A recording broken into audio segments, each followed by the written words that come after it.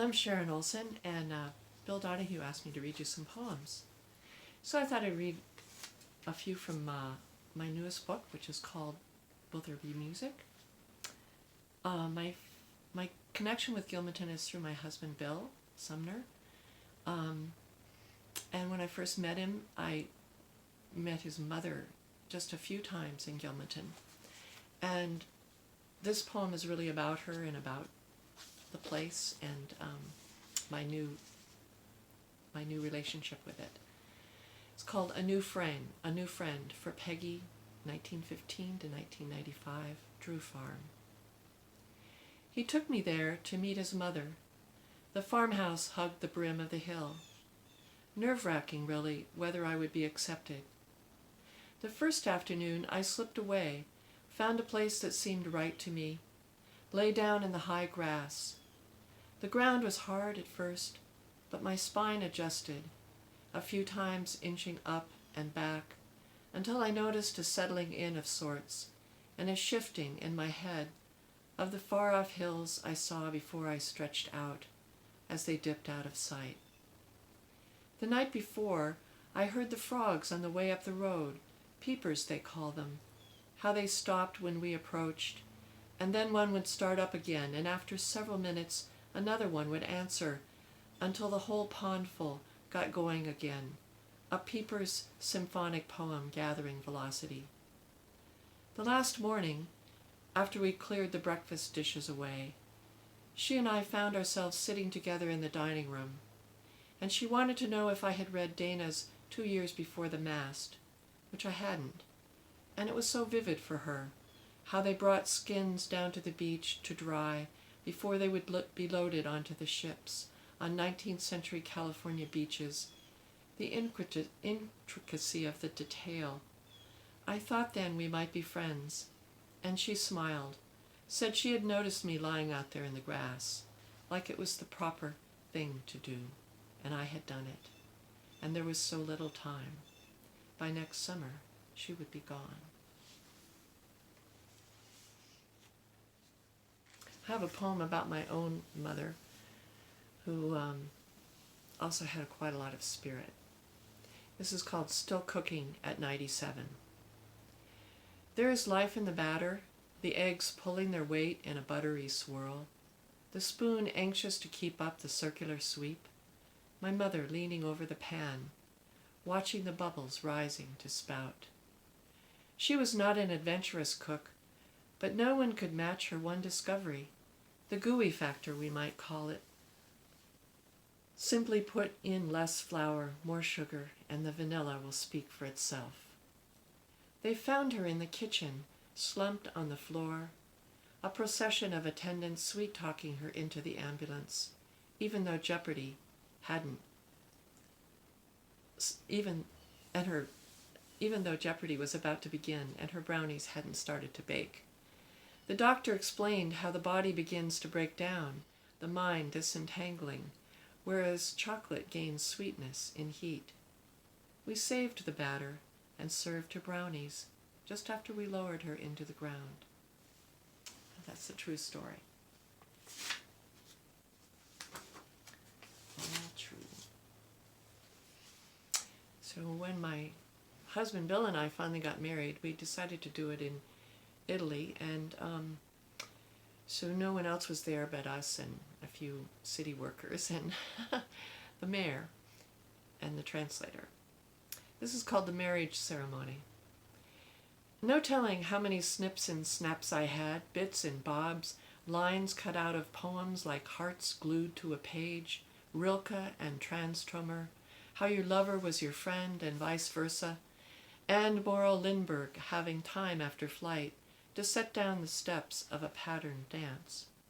A joint effort it would be, no sense starting ahead by myself, how we would explain to the minister or whomever just what we didn't want them to say.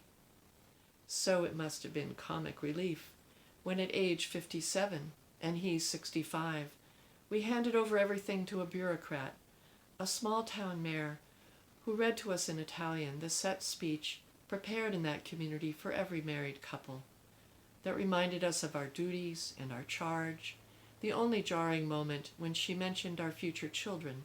Of course we wouldn't be having any, but we nodded that we understood. The script for us was a page of miracles, and we swore under a portrait of Masolino we could make them all come true.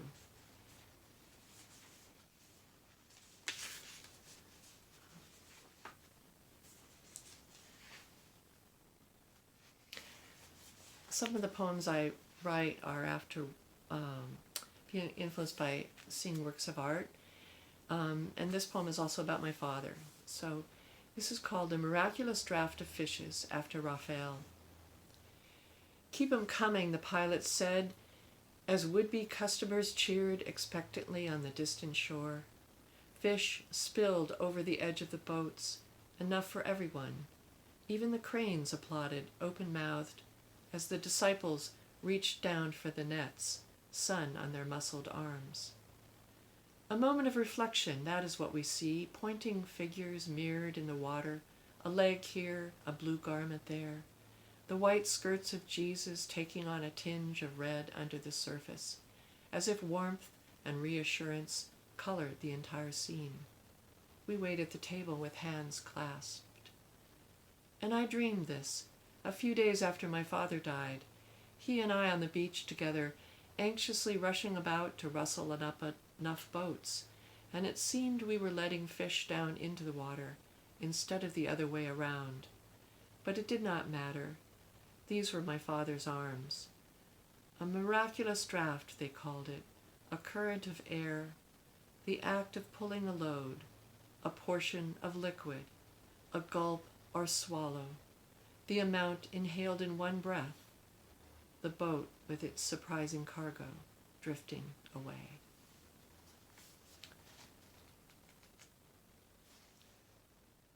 This is a poem that might be good to read today. It's called Virtue. Virtuousness begins when the die is cast, 2 dinners cooked instead of 1, no discordant patterns, nothing to discuss. Resign can mean to leave or stay. A woman picks up a bowl of clear water, strips of cloth, sits at the bedside for hours, will not let him die. And for a long time he doesn't, a reprieve. Rain makes small ticks on the glass, and the heat register almost the same sound, slower than a pulse. They call her Magdalene, and we know what that means. She may have spent long nights with a man, the difference between ministry and consorting, a vocabulary for the laying on of hands, a sacrament, ointment, the last substance rubbed on his forehead. She doesn't leave. He doesn't die. And I think I'll read a poem by someone else. It's one of my favorite poems. And it's by Adam Zagajewski. It's called Lullaby. No sleep, not tonight. The window blazes. Over the city fireworks soar and explode. No sleep. Too much has gone on. Rows of books stand vigil above you. You'll brood on what's happened and what hasn't. No sleep, not tonight. Your inflamed eyelids will rebel. Your fiery eyes sting. Your heart swell with remembrance. No sleep. The encyclopedias will open, and poets, dressed carefully, bundled for winter, will stroll out one by one. Memory will open, with a sudden hiss like a parachute's. Memory will open. You won't sleep. Rocked slowly through clouds, an easy target in the fireworks' glow. No sleep. So much has gone on, so much been revealed. You know each drop of blood could compose its own scarlet Iliad, each dawn author a dark diary. No sleep. Under the thick blanket of roofs, attics, and chimneys casting out handfuls of ash, pale nights row noiselessly into the sky, their oars silk stockings delicately rustling. You'll go out into the park, and tree limbs will amiably thump your shoulder, making sure, confirming your fidelity. No sleep. You'll race through the uninhabited park, a shadow facing more shadows. You'll think of someone who's no more, and of someone else living so fully that her life at its edges changes to love. Light, more light, gathers in the room. No sleep, not tonight. May you all stay well and keep safe.